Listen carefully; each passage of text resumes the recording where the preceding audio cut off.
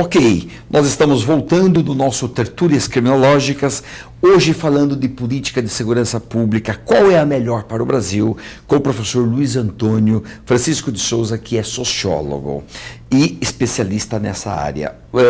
Professor Luiz Antônio, ficou no ar uma pergunta que eu formulei. A falta de informações, sobretudo sobre criminalidade, os crimes, por exemplo, homicídios, quando acontece, quem mata, quem morre, quando mata, dia, etc, etc. Essa falta de informação é proposital ou não? Não é proposital. E depois, segundo lugar, combate ao crime organizado no Brasil. Que nota o Brasil receberia nessa atividade? Eu vou apanhar quando eu responder isso, mas vamos lá, né? Bom, é claro, quer dizer, se nós olharmos a divulgação dos números brutos, isso tem, quer dizer, em maior ou menor grau, você tem lá número de homicídios, né, por estado, por município, número de furtos, roubos, etc. Agora, quando você precisa do dado qualificado, na área de segurança pública, sobretudo na prevenção e até na repressão ao crime, sobretudo no caso do crime organizado, a informação qualificada ela é absolutamente indispensável. E hoje existem ferramentas para colocar a internet, a informática, essas coisas hoje elas estão informatizadas. Boletim de ocorrência no Brasil está informatizado numa parte dos estados. Né? Em alguns estados você insere, faz o boletim pela internet, pelo amor de Deus. Isso não está gerando banco de dados? Quando eu falo, por exemplo... Já tive a oportunidade de fazer assim. Né, não sei se é coisa boa, lamentavelmente, né? Quer dizer, né? Mas é bom testar, né, as políticas públicas, essa é uma das maneiras. Então, por exemplo, quando nós falamos de furto e roubo qualificado, de furto e roubo de veículos, do que nós estamos falando? Que tipo de evento que é este? Né? Em que momento ele ocorre? Em que circunstância? Qual é o perfil da pessoa que comete esse crime? Né? Em que momento, em que horário, em que local? As seguradoras têm acesso a essa informação. No caso dos veículos, por exemplo. Os cidadãos não têm acesso a essas informações. Então, é claro que existe aí uma delinquência por parte dos nossos governantes, do poder público, em relação à necessidade de aprimoramento dessas informações, porque elas são fundamentais para planejar lá na frente. Mas nós perguntamos sempre para as autoridades, como que se dá a distribuição do efetivo policial? Ninguém diz. É um cálculo que alguém lá, é um segredo de Estado, é um cálculo, né, atuarial que alguém tem que ninguém divulga. A comunidade precisa saber. Se você tem uma região que tem alta incidência de furtos e roubos, a comunidade precisa saber. E precisa saber se o Estado está direcionando efetivo para aquele lugar. Ontem, um candidato no Rio de Janeiro que estava fazendo, né, campanha eleitoral numa comunidade, na Baixada Fluminense, ele e as pessoas que estavam acompanhando na comitiva foram escorraçados pelos traficantes. Aí o policial, o comandante da Polícia Militar virou e falou assim, ele não nos mandou um ofício pedindo acompanhamento da Polícia Militar. Você fala, mas isso é um Estado de Direito ou o quê? Ou é uma farsa? Né?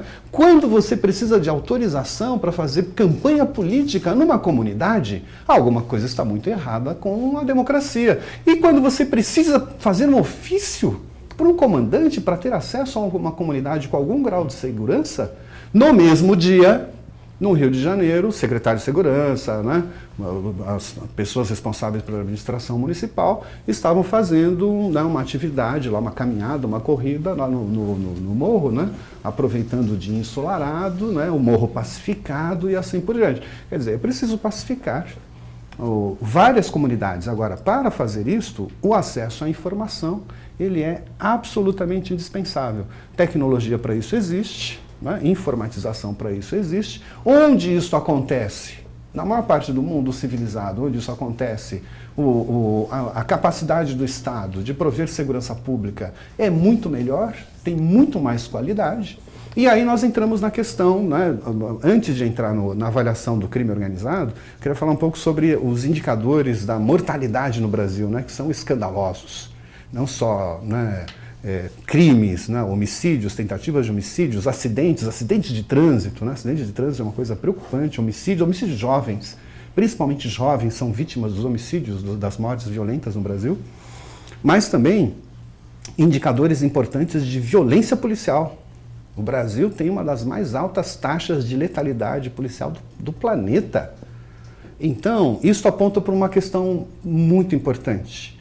Quando a política de Estado não se converte em política pública, quando o Estado não trabalha e não divulga a informação com qualidade, o que ocorre? Né? A política de segurança pública se torna uma política de violência. Ela estimula a violência na sociedade ao invés de contê-la, de combatê-la.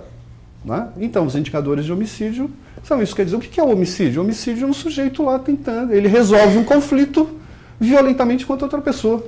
Ao invés de procurar, né, o sistema de segurança pública, a justiça para resolver o seu conflito, ele resolve o seu conflito na bala, na facada, no estrangulamento, no envenenamento e assim por diante. Né? Os indicadores de chacinas, por exemplo, são muito preocupantes no estado de São Paulo e no Rio de Janeiro também, só para ter essa ideia.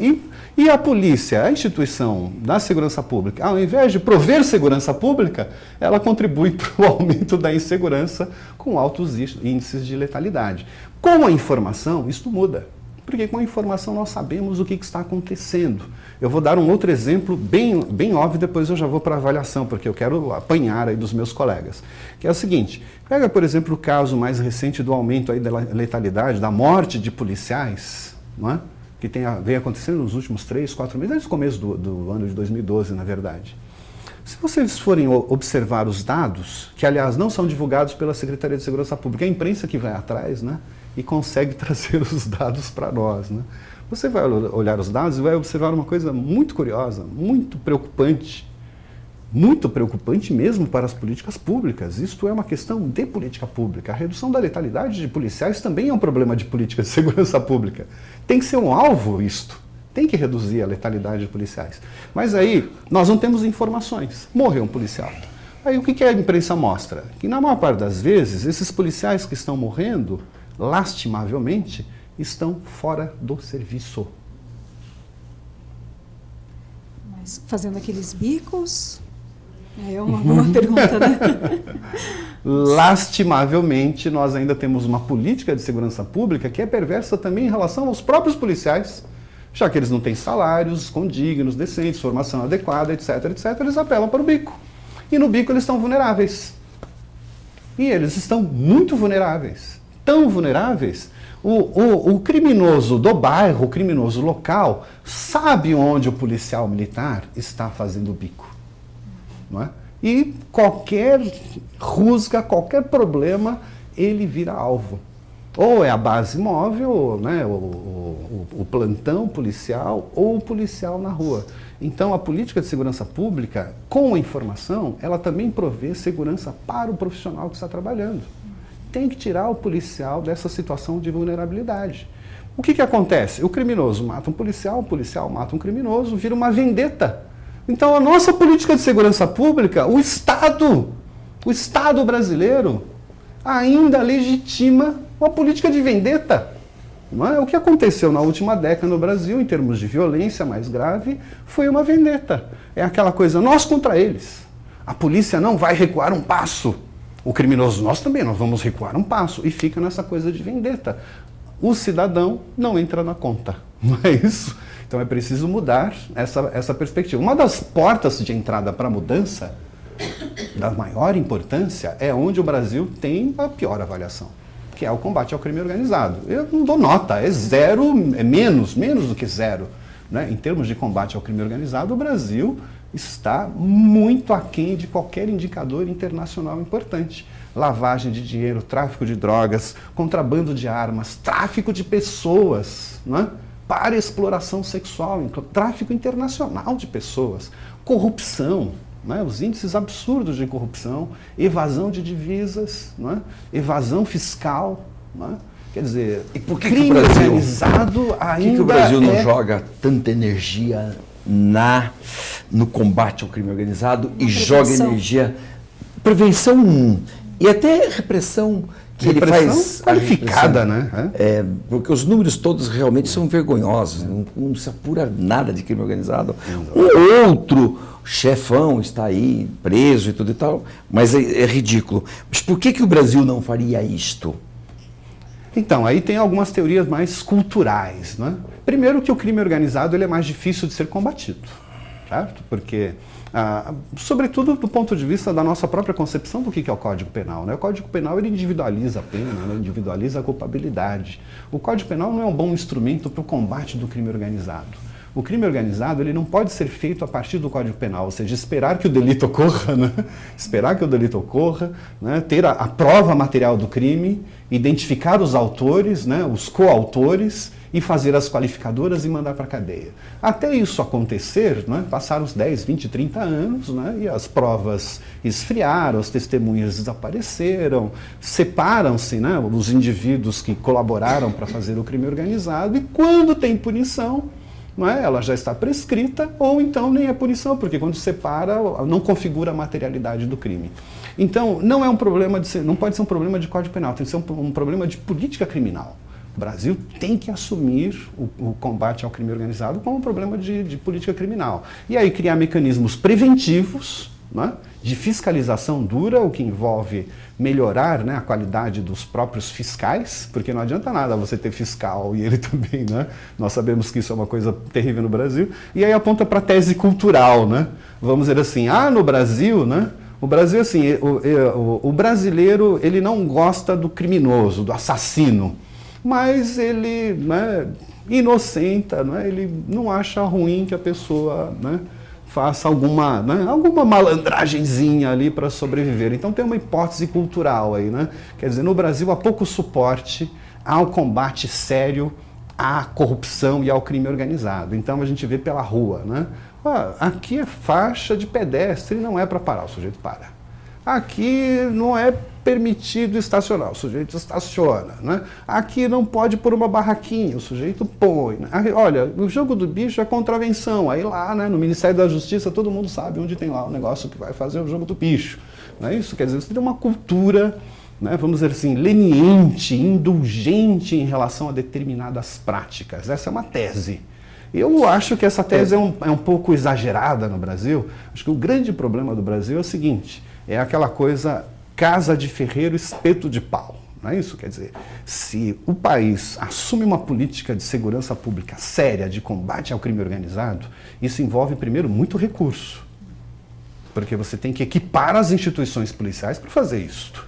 Equipar e, antes de tudo, limpar. E limpar, não é? Porque o crime organizado depende de vínculos com o poder público, especialmente com a polícia. Exatamente. E quando você profissionaliza o crime organizado, a história mostra isso. Nos Estados Unidos, na Itália, a casa cai. Se você leva a sério, a casa cai. Ou seja, vai empresário, vai político, vai policial, vai juiz. Certo? Então, isto tem que ser uma campanha nacional. Tem que ser um esforço nacional. CNJ, né, as associações de profissionais da área do direito, as associações policiais, está na hora de dar um basta. Nós temos a tendência, né, de fazer a nossa política de segurança pública, aquela política básica. Bandido bom é bandido morto ou preso. Não é? É o varejo. Então você encarcera 500 mil pessoas e isto não é nada, porque o tráfico está disseminado. Você prende um, tem 2 ou 3 na fila para entrar no crime organizado. Não é? Tem que desmontar o crime organizado. Tem que desmantelar o crime organizado. Agora, como que desmantela o crime organizado? Se o Exército e a Polícia Federal trabalham separadamente das polícias civis, das polícias militares, das guardas, e sem rede de informação, e a informação que tem ela é uma informação secreta, que em geral está consignada nos inquéritos e nos processos. Quando o processo chega ao seu termo, né, final, aquela informação desaparece. Ela não forma um banco de dados. Né? Você não continua alimentando o banco de dados. Então, você falar assim, qual é o montante que movimenta o crime organizado no Brasil? Ninguém sabe. Quem são os cabeças? Quais são os principais esquemas, as principais rotas? Ninguém sabe. É tudo chute. É tudo absolutamente chute. Ou então fica só apontando aquelas coisas que são as menores. Né? Quando a gente olha na mídia, né? A droga está em todo lugar no Brasil, todas as comunidades são afetadas, etc. É um pânico, um alarme. Na hora de fazer política sobre isso, não aparece nenhuma, né? Mas, enfim, um pânico, um alarme. Aí, quando você vê as apreensões das nossas polícias em relação a drogas e armas, por exemplo, são ridículas, em termos numéricos, em termos proporcionais. Não é grande coisa se comparar com outros países que fazem apreensão. Então, há uma coisa de um varejo, né, que até oculta, vamos dizer assim, sem, evidentemente, colocar a culpa em ninguém, né, porque isso é um sistema todo que funciona mal, né, mas oculta o real mecanismo do crime organizado por trás de tudo isso. Então, eu não dou nota, porque o Brasil não tem uma política ainda, embora tenha assinado, né, a Convenção de Palermo, não é isso? Para combater o crime organizado transnacional. Né? O Brasil tem compromissos internacionais assumidos no combate ao crime organizado, lavagem de dinheiro, sobretudo, contrabando de armas. As armas que o Brasil, né, circula no Brasil, apesar das campanhas de desarmamento, ainda você tem um número muito grande de armas ilegais circulando no Brasil. Luiz Antônio, Foucault então teria razão que todo o sistema punitivo ele é voltado para alguns criminosos, geralmente das classes marginalizadas, porque dessa forma deixa as outras ilegalidades resguardadas e numa impunidade. Talvez... Claro, todo o sistema social ele é seletivo, em qualquer lugar. Não inventaram ainda um sistema que seja totalmente igualitário, né? Ele é seletivo. E ele é seletivo por várias razões, né? Por classe, por gênero, por condição de renda, por poder, não é isto? Por características psicofísicas, né? O direito ele é seletivo. Todo o sistema social é seletivo e o direito ele espelha essa seletividade. Aliás, o direito ele tenta ir contra, né, essa seletividade quando ele proclama que todo mundo é igual diante da lei, né? O direito é utópico, certo? Sempre o direito vai ser utópico. Mesmo quando o direito ele é o mais perverso, né, daquele punitivista básico, ele ainda está no plano da utopia quando fala que todos são iguais. O sistema social ele é seletivo, ele é hierárquico, né? E aí o problema do Brasil é que nós ainda estamos num nível de seletividade altamente perverso. Né?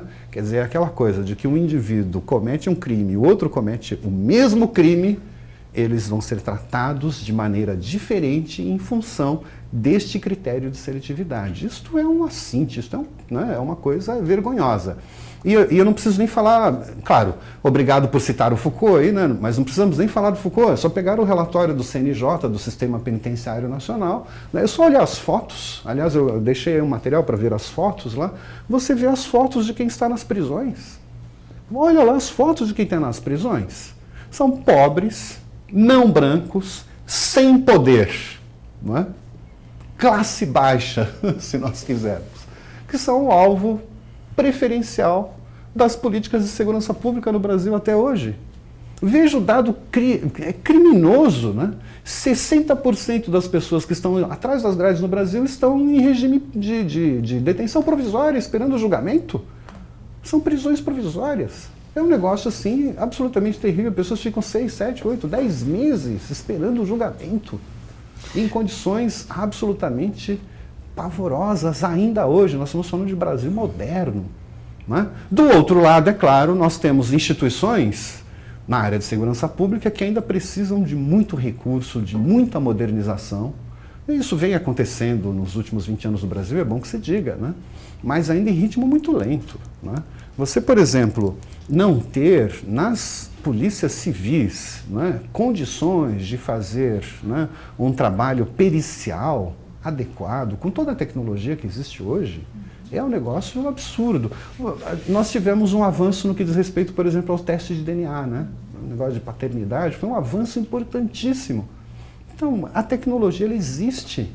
Se nós temos uma tecnologia para fazer testes de DNA para efeito de paternidade, porque no Brasil é para isso, né? Não é para fazer, né, descobrir o criminoso, né, a partir do que ele deixou lá de evidência, né, na cena do crime, isso não se faz, né?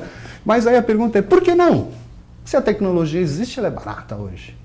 Porque o que impede das instituições policiais se profissionalizarem? né, no combate ao crime. De um lado, a Polícia Civil com o seu trabalho de investigação, etc. E do outro lado, a Polícia Militar com o seu trabalho de prevenção. O que impede essas instituições de agirem com qualidade? Né? Porque é caro? É claro que é caro. E vai ficar mais caro. Nós estamos vendo agora, com os grandes eventos aí que estão chegando no Brasil, o custo da segurança, o custo que vai ter que se pagar na área de segurança é altíssimo. E nós também não temos controle sobre o que vai ser feito nas nossas cidades quando elas, né, receberem milhares e milhões de pessoas aí, né, circulando para participar, né, de Copa do Mundo, Olimpíadas e assim por diante. Quer dizer, veja, nem em situação como essa, que os contratos vão ser contratos, muitos dos quais sem, né, vai ser dispensa de licitação, caráter de urgência, etc, etc, nós não estamos sendo convocados para discutir qual é o modelo, o que vai ser gasto.